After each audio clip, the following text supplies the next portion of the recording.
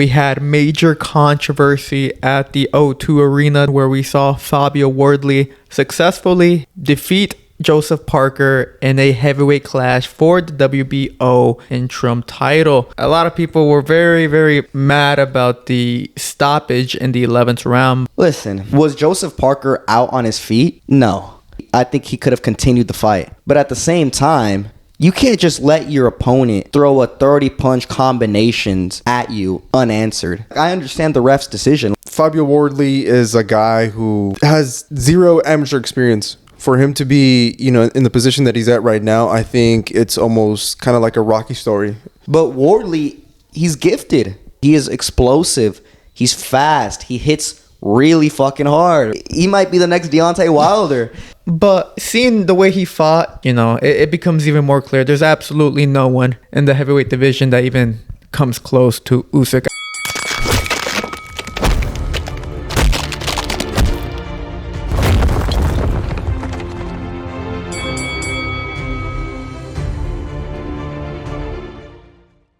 Welcome back to another episode of the Last Round Podcast, where we cover everything from traditional boxing to influencer boxing and everything in between. In today's episode, we'll be going over the heavyweight clash featuring Joseph Parker against Fabio Wardley, as well as the 135 purse bid between Raymond Muratalla and Andy Cruz. But before we get into the episode, make sure to like and subscribe and follow us on all forms of social media. Lastly, we're trying to build up a community on Discord, and you guys joining would be greatly appreciated.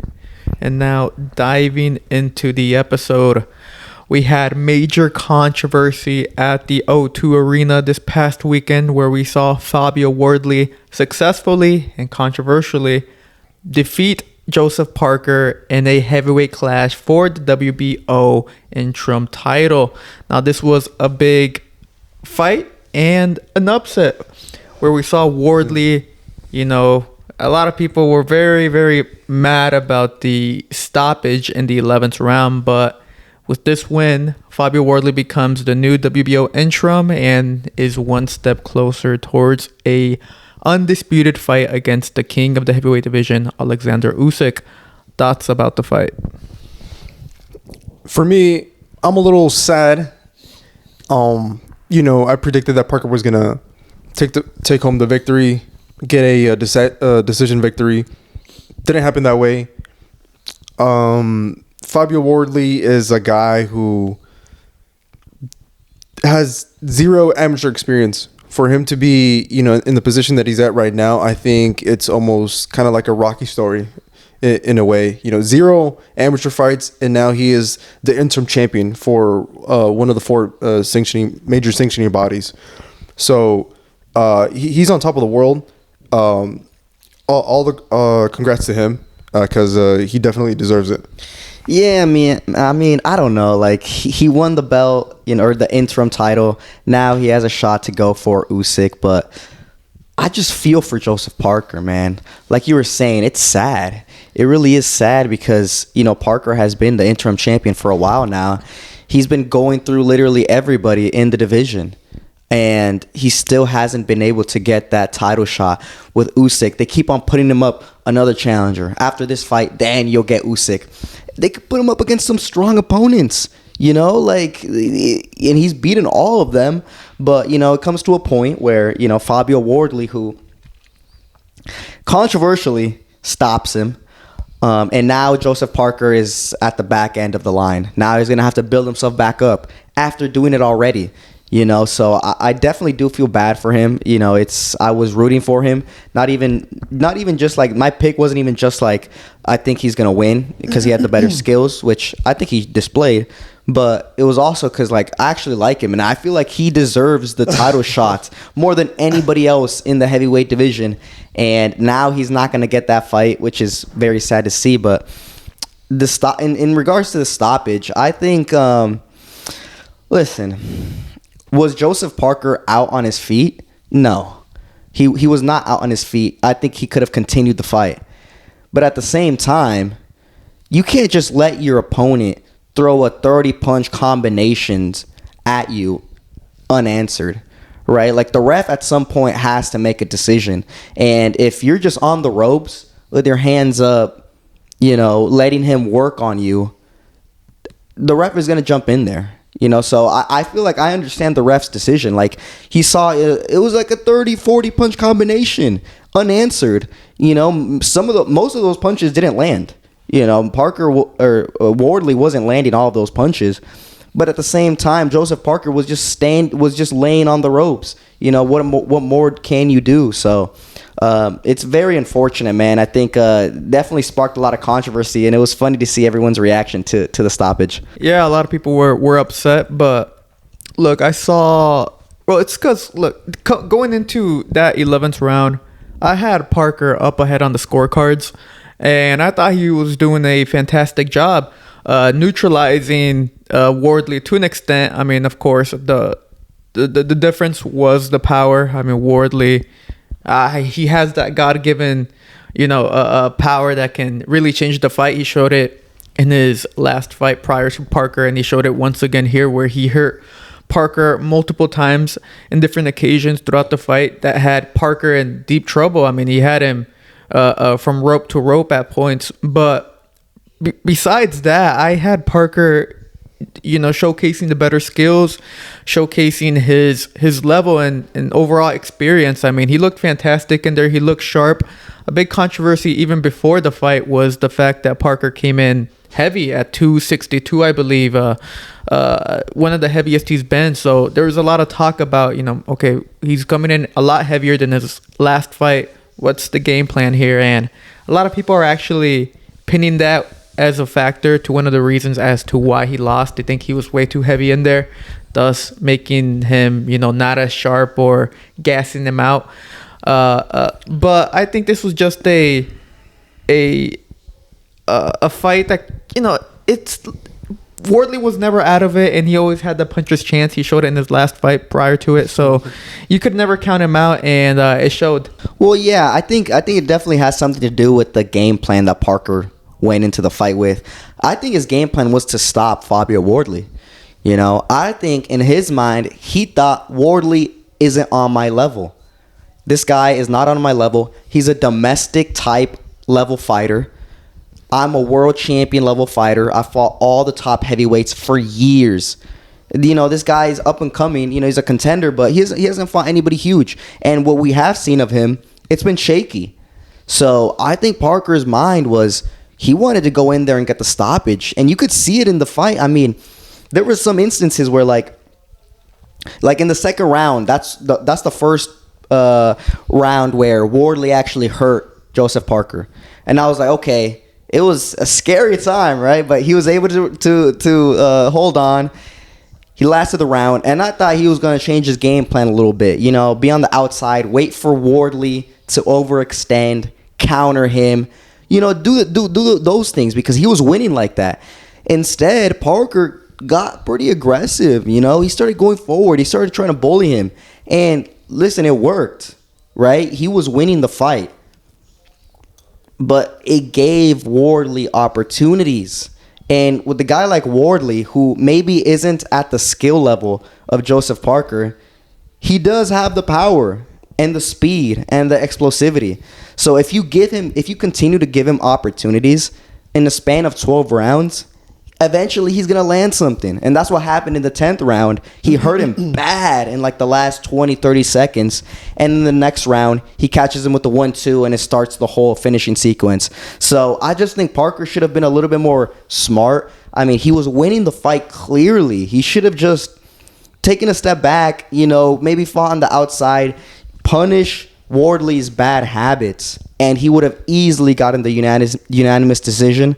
Instead, I think he wanted to get a glorious stoppage and show the whole boxing world that he was next for Usyk, but it backfired, and now he's at the end of the line. Look, that's interesting. For me, I believe every fighter wants to get a TKO or a KO stoppage, and to some degree, I believe that Joseph Parker did fight that way, but I mean, his trainers, Andy Lee, I think they had maybe a different game plan going in.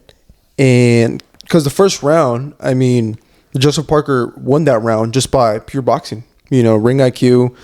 And I think there was a moment within that first round, he was able to land like a strong two punches, and I think he felt like maybe I could really stop him because I barely touched him. This is the first few clean, hard punches landed within the fight, and I'm already buckling Wardley. I think maybe he changed the game plan a little bit because just like how you guys had it in my scorecards, I do believe Parker was up ahead, and I believe that the reason why last week I believe that Parker was going to win because he was going to come in with the ring experience. I think by then, like by the 10th, 11th round, I think Parker should have just been on the back foot, boxing a lot more. Because it's what you said, Pablo. Wardley, and I'm going to say it again, he's there just pure talent. There's really no skill. There's only heart and talent, and I think Parker has been has touched the world championship level status, and I believe that was going to come into effect come the championship rounds. But I think maybe he got a little too carried away. Maybe he did come in a little bit heavier. Maybe that was the game plan. Maybe it was to kind of like bang with Wardley, but just in the shape that he was in, especially the way he ended that 10th round, he should have definitely been more conservative with his energy, been more defensively minded, and catch Wardley on those mistakes because there's a lot of mistakes when come to Wardley and it just comes based off inexperience, but at least for me, one thing that I want to get off was the fact that although I am sad and sympathetic for Joseph Parker, who knows how where he goes from here now, but I follow Fabio Wardley on my personal accounts, and I'm a fan of him. Just it's like your typical Rocky story. This guy just decides to lace up the gloves at 20 or 22, has like 4 underground fights, and then turns pro. Yeah, it's actually crazy. I did not know that he didn't have any amateur experience, and I mean that does add to his story, and it adds to the how he's developing as a fighter. I think it's definitely clear, right? I mean, in this fight, Joseph Parker had much better skills, much higher boxing IQ, and that's why he was winning the fight. But Wardley, he's gifted. He definitely is gifted. He is explosive. He's fast. He hits really fucking hard, right? Like he might be the next Deontay Wilder from the UK. Yeah, because Wilder, he also had like a very short amateur career. He started fighting. He did have an amateur career, but it was very short. He started boxing pretty late in his teens, and he actually won a bronze medal at the Olympics. And then he went pro, and everyone criticized him. His skills obviously weren't elite, weren't world class, but his power was more than world class. And I think I draw some similarities to Fabio Wardley, because Wardley's skills aren't the out of this world, right? They're not going to sell you on him as a fighter. What's going to sell you about him is this guy's like natural talents, his speed, his power. So I think it is crazy. It really is a Rocky story. If you have no amateur experience, and now he's the interim champion of the heavyweight division, and now he's calling for Alexander Usyk, this is massive for him. So it is, I don't put anything against him. If you want to say, even if you want to say the stoppage was way too early, I mean, you can't blame Fabio Wardley for that. You got to blame the referee. So you just got to tip your hat off to Fabio Wardley. He stuck in that fight all 11 rounds, and when he saw his opportunity, he did not let it go. So he definitely has grit, he has heart, and he has some stamina too, because that was a 40 punch combination in the 11th round. That's pretty exhausting. So you really do got to tip your hat off to him. It's really impressive. Yeah, I mean, back to Joseph Parker though. Look, he's probably the most unlucky heavyweight of all time in the modern era. I mean, we're talking about a man who, coming off from his Joe Joyce loss, which he lost in devastating fashion. He's been on a huge streak, and he was one of our honorable mentions for our Fighter of the Year in 2023, just because of the comeback, the way he was performing, the wins, the names on his resume he was gaining, by beating them: Deontay Wilder, Zhilei Zhang. I mean, Bakoli, but I don't really count that. But that's the thing. He was meant to fight Daniel Dubois before Daniel Dubois ended up, getting sick on fight week, and that's when Martin Bakoli took the call and accepted it in like 2 days' notice. So I mean, that's bad luck right there, because that would have been a banger fight, and that's a huge name to have on your resume, Daniel Dubois. And then he beats Bakoli, right? And then Daniel Dubois gets the fight against Usyk. Usyk easily dismantles him in a rematch, and then the WBO orders Joseph Parker and Usyk to begin, their bids or their negotiation.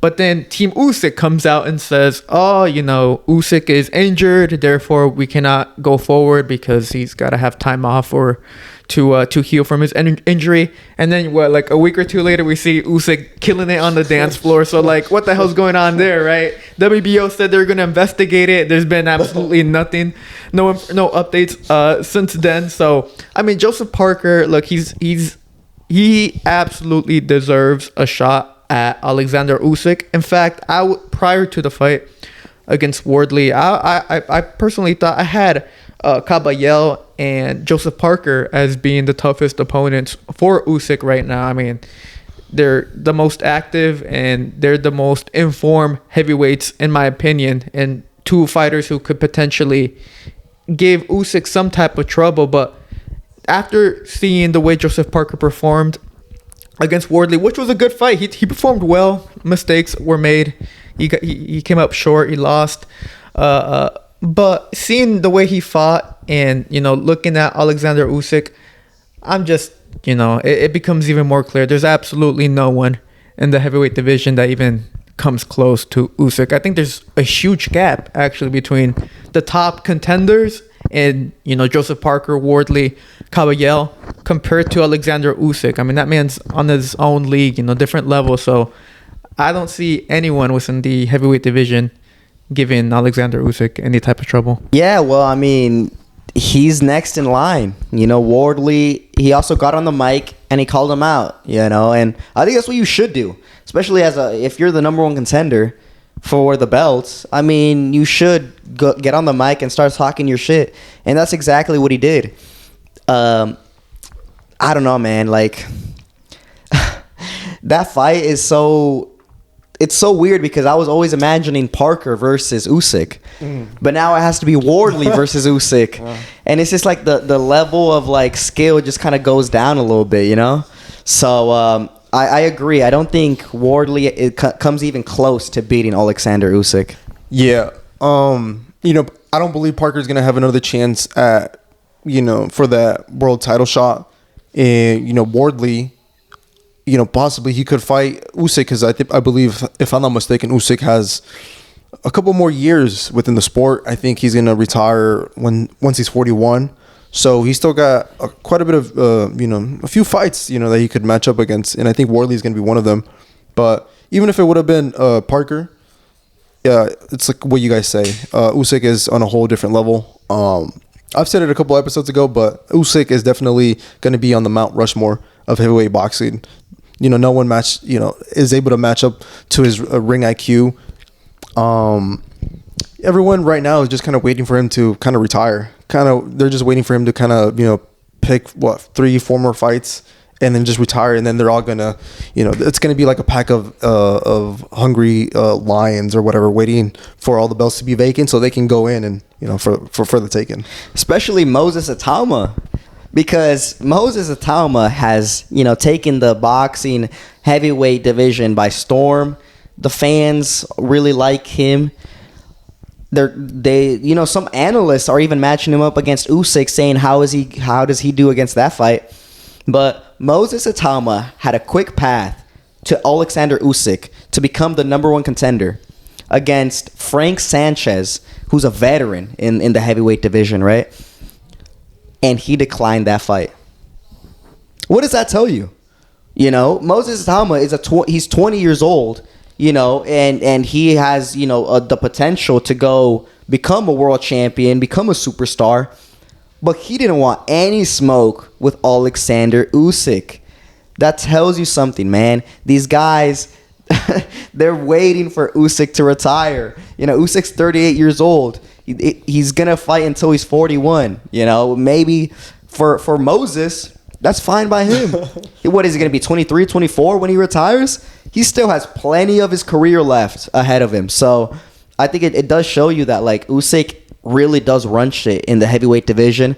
The only people that really want to fight him are like the veterans, like Joseph Parker, who's been in he's not even that old, but he's been in the heavyweight scene for such a long time. He's fought everybody. He's fought Andy Ruiz, Anthony Joshua, Bakoli, Zhilei Zhang. Like, he's fought everybody. He's been through the rings. He's been through everybody. So those are the guys I want to fight Usyk. These newer guys, like Moses, don't want to fight him. Wardley wants to fight him. He's 30 years old. I think he believes in himself. I feel like Wardley is one of these type of fighters that has a lot of confidence in himself. So I think Wardley does want that fight, but none of them come close to the greatness of Alexander Usyk. Well, there's another name you forgot to mention who does want to fight Usyk, and that's Daniel Dubois. I mean, you said Moses Itamwa had the opportunity to take on Sanchez for the IBF Eliminator. He declined. Also, Richard Torres. And then someone else declined. I forgot. There was 3 fighters who declined to take on Frank Sanchez. And Daniel Dubois said, I'll take him on.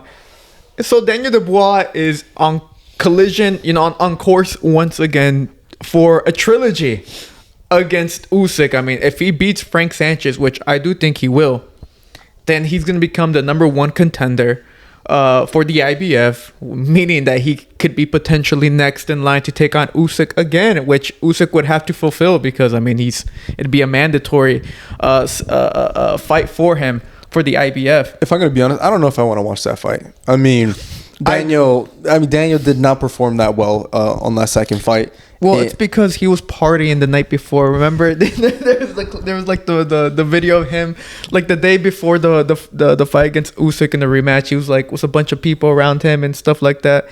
That's why he wasn't focused on the rematch, but he will on the trilogy.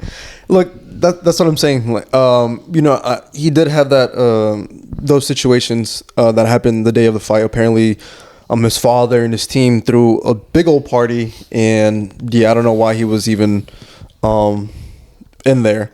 But in regards to that, he didn't perform that well at all. I don't see him posing any threat to Usyk.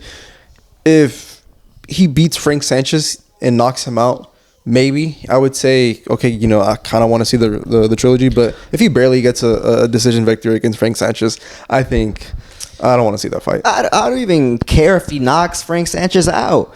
Bro, Frank Sanchez is like, he had so much potential, and he did absolutely nothing with it, dude. Like, this guy has been in the heavyweight scene for such a long time, and he's always been underground.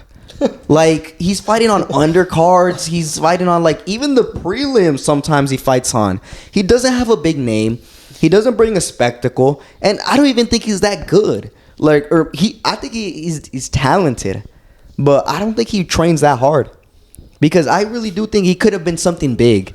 He could have been something big. At least maybe not the champion, but he could have been among the top 10 heavyweights. He could have been talked about. People pay attention to him. They don't pay attention to him because he doesn't fight that good. Like, he goes in there, you can kind of see some fire in him. Maybe he can if he trained hard. But no, he doesn't do that. He's always been just on the underground. He's had some big fights, but they're far and few between, so I don't know if Frank Sanchez I don't know how he's getting into that position. He's in the underground trying to get these positions, but Dubois really does show he's actually one of the only fighters that he wants all the smoke, man, and he's got a strong mentality. He quit against the juggernaut Joe Joyce. He didn't let that define him, whereas 95% of other boxers would have crumbled under that pressure. Dubois made himself better. So I think Dubois is like the only heavyweight, the only young heavyweight of the next generation that wants every smoke. You offer him a Talma, he'll take that fight. You offer him Joseph Parker, he'll take that fight. You offer him Usyk again, he'll take that fight. Not even thinking, So Dubois is the only fighter that I actually, stand behind. Yeah, so, we have that eliminator coming up featuring Daniel Dubois. He looks to try to get a trilogy against Alexander Usyk. I mean, Usyk, like you stated, said that he wants to fight until he's 41, so 2028 type stuff going on right there. So we still got a couple more years left of Usyk.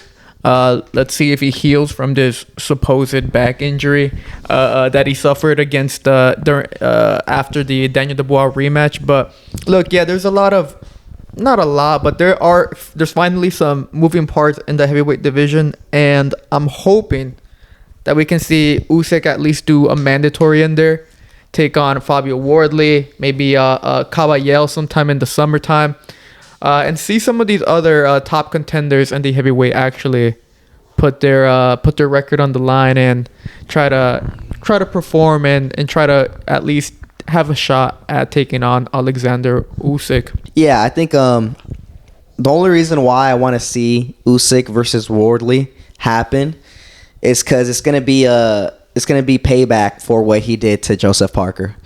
You know what I'm saying? Usyk's gonna go in there and he's not gonna play any games with him. I think he has underrated power at heavyweight, honestly, and I think it's just the way he places those shots. And I think he can go in there and he can really hurt Fabio Wardley, man. Wardley, he relies on his reflexes, on his head movement for defense. He always has his hands down. But with a guy like Alexander Usyk, who's a sharpshooter, he's going to find that chin. He's going to find that chin easy. So I think that fight's going to be really... It's going to be satisfying to watch as a Joseph Parker fan. That's so funny. Yeah, if that fight is ever made, then yeah, I believe Usyk would probably put a beating, or at the very minimum, put a hurting on Wardley. Those counterpunching abilities that he displayed when he fought Daniel in the second fight. Those are precise 2-3 punch counter punch power combinations. It doesn't matter how big the guy is. Usyk is a guy who is, the champion of that weight class, but he's the smallest one. But he can still put down these bigger guys, these heavier guys. So, within that first round, Parker was just, displaying, showing his ring generalship, establishing that distance with the jab. And Fabio was just swinging for the fences. And I believe that's the reason why Joseph Parker, caught him with a few punches and believed that maybe, he could possibly get him out of there. Mm-hmm. Usyk is a guy who has tremendous ring IQ, so I wouldn't see why he couldn't, at the bare minimum, put a beating on Wardley. Mm-hmm. Yeah, like I said, it's a big gap between the number one, even some of the interims, or even the second best heavyweight. There's just a big gap compared to the number one, the king, Alexander Usyk. So I really don't see Usyk having much trouble with any of these guys. And either way, it's very hard to bet against Usyk. I mean, I bet against them twice when he took on Tyson Fury. And, what did that get me? That got me like heartbroken and stuff. So I and also for the Dubois, the rematch, I had Dubois. I came in predicting Dubois was going to win. How foolish of me. Yeah. But, Alexander Usyk, definitely the king of the heavyweight division, and by a considerable margin. So heavyweight division is finally moving. We'll see what happens regarding Usyk and his next move, whether he takes on Wardley next or he takes on another top contender in the heavyweight division. We'll have to wait and see as he recovers from injury. But moving forward to our second topic of the day, we have our official purse bid winner, Matchroom Boxing, as they successfully attained the rights for the IBF lightweight showdown between Raymond Muratalla as he looks to take on Andy Cruz sometime in early 2026. Now, Raymond Muratalla is your current IBF email champ, having attained it after Vasily Lomachenko retired. So this is a big fight for both Muratalla, big name in Andy Cruz, and also a big fight for Andy Cruz, who is looking at his first ever shot at a world championship. And the hype that Andy Cruz has had ever since the amateurs, considering, him being a Olympic gold medalist, and also the beef he's had with Keyshawn during his time there. It was just a matter of time before he got a title shot, and he has it against I would say, a top quality opponent in Raymond Muratalla. Thoughts about this matchup? Yeah, for me, I was kind of interested to see, the numbers, every time when two different fighters that have different promotional backing, they go into a purse bid, it's always kind of interested to see, the numbers, which promotional company put more money, to get that fight. Yeah, who cares the most, right? Because that's basically what it is. If they think they're gonna get the return on the investment, they're gonna put a lot more money. But I guess Matchroom was the only one that really wanted this fucking fight, because I heard Top Rank put very little. Top Rank put a little over $500,000, 550,000, while Matchroom put in 888,000. Look, I think you can see it that way. You got Matchroom, who truly believe that Andy Cruz is going to be a sensation, out of Cuba, right? A fighter that's going to go undefeated possibly for a very long time, especially at that weight class. But, you can see it like that, but you can also see, Top Rank hasn't been, where's that broadcasting network deal? They're scrambling. A lot of their fighters are fighting on other TV networks and stuff like that, which, they're still fighting underneath that Top Rank banner. But it's true, man. It's true. Top Rank is kind of like on the ropes. No pun intended, right? Like, dude, Top Rank, they don't have a broadcasting network. They don't, what the ESPN deal ended, obviously, because it wasn't generating enough money. And they lose this purse bid, which Muratalla is one of their fighters, to Andy Cruz, which is Eddie Hearn's fighter. It's really not looking good for Bob Arum, man. He's at that age where, he's got to pass off the torch to someone else. He has to. Listen, I'm a fan of Bob Arum. I like Top Rank. But it's bro, he's getting that old where it's I don't know, man. We need some new talent in the ownership or something, dude.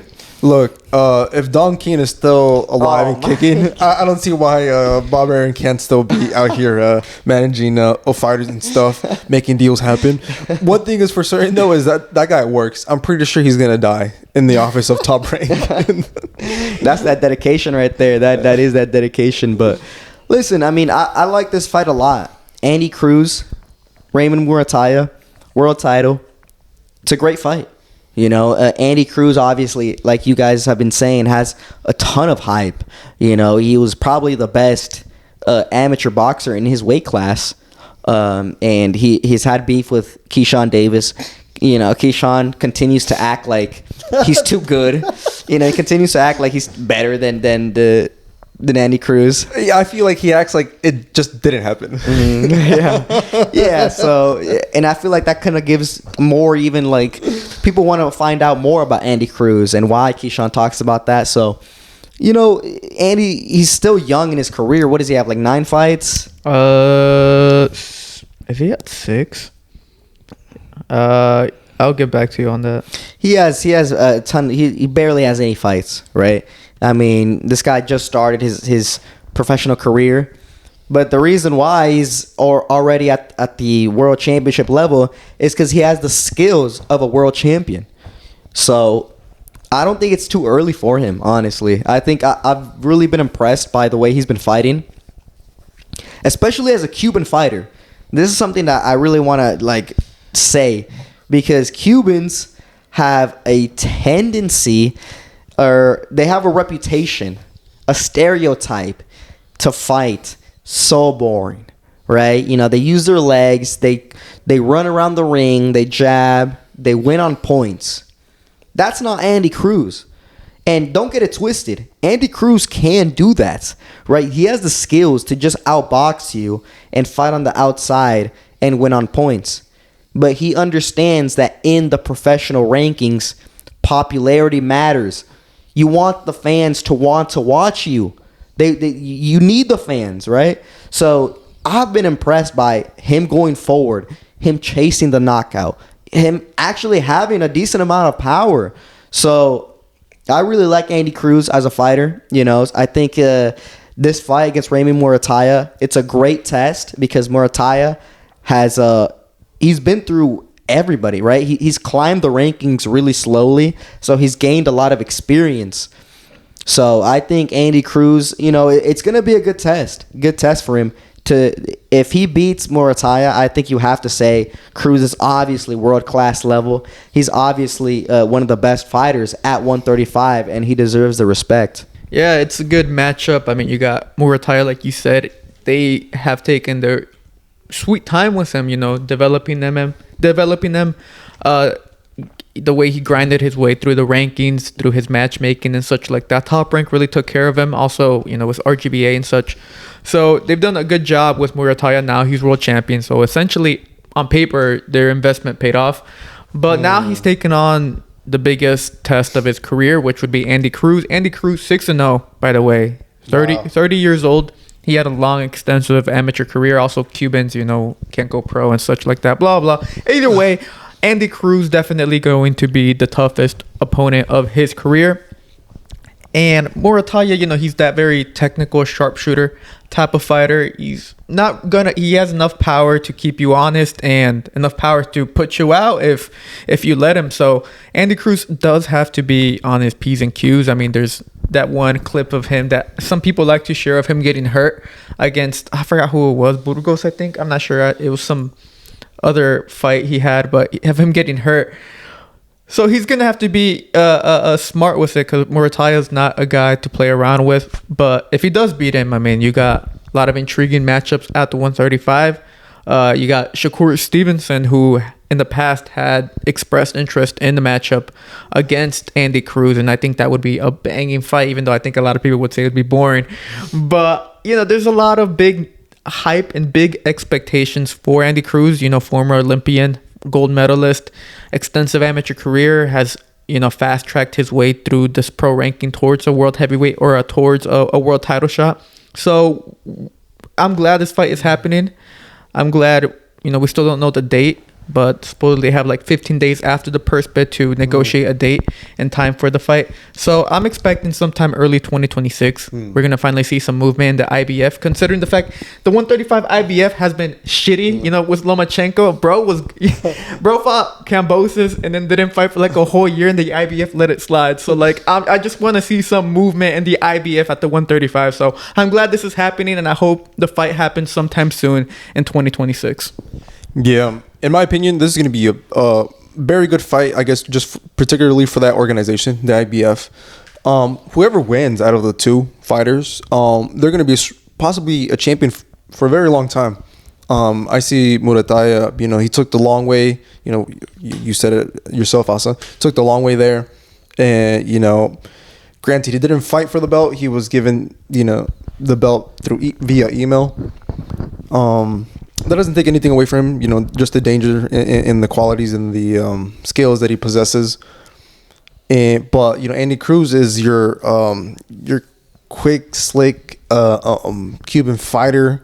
But underneath now the guidance of Ennis Senior. Yeah. It can also give him a different angle, a different more additives to his style already. He's still kind of like I wouldn't say like an amateur, but you've definitely seen within the recent 2-3 fights, him slowly kind of adjusting to the professional style. For sure, man. I think definitely the Ennis trainer has helped him develop his offense. That's what I was talking about. Like, he's not your traditional Cuban fighter, right? He's not like Regandiao, Reganao, Le Chacal, right? He's not like him. He's not boring. He doesn't win off points. This guy goes forward, and he actually pushes the pace. He wants to get some big action going. So that's why I'm interested to see in this fight, because Muratalla isn't a volume puncher. He's kind of he's very calculated, right? He waits, he's patient. But I want to see if Andy Cruz is going to go into that fight and try to outbox him, which I believe he can. I think Andy Cruz has the better boxing skills, despite only being 6 fights in the professional game, right? But I think I want to see if he actually goes forward with him and maybe tries to push the pace with Muratalla and try to get him like second guessing himself. Where he throws a little bit too much volume for Muratalla, where Muratalla doesn't know exactly what to do. So it's interesting to see that the style matchup is very intriguing. I think I know what Muratalla is gonna do. I don't think he's a very. I don't want to say one-dimensional, but like I feel like what you get yourself into if you fight Muratalla. Whereas Andy Cruz, if he wants to, he can fight you like a regular Cuban and just be on the outside and beat you off the points.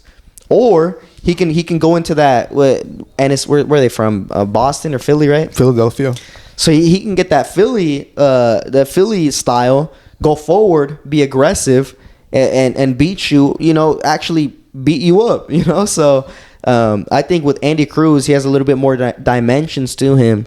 Where Muratalla, he's really gonna have to like sharpen up his skill sets if he wants to be victorious. Mm-hmm.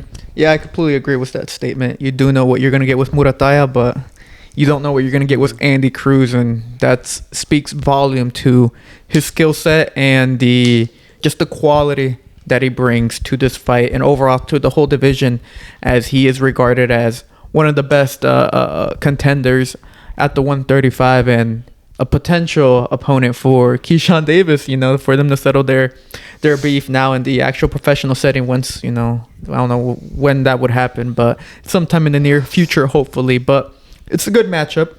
We finally got the purse bid, so we know Matchroom will be hosting the fight, and we're gonna, like I said, we have yet to see when the fight will actually happen. Let's hope it's early 2026, so we can finally get some movement in the IBF at the 135. So good matchup, good step up for both fighters, and I'm excited for this fight, and hopefully it's a good one.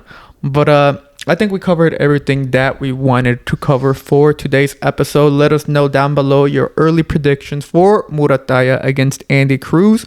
Also, let us know about the Wardley and Joseph Parker stoppage. Do you think it was a good stoppage? Do you think it was bad? Should the referee be banned? Let us know your thoughts and opinions in the comment section below. Also, don't forget to like and subscribe and follow us on all forms of social media. We are on X, Instagram, and TikTok. Lastly, like I mentioned earlier, we're trying to build up a community on Discord, and you guys joining would be greatly appreciated. But this was Pablo, and I'm with Rudo and Asa, and this was the Last Round Podcast. Thank you for watching.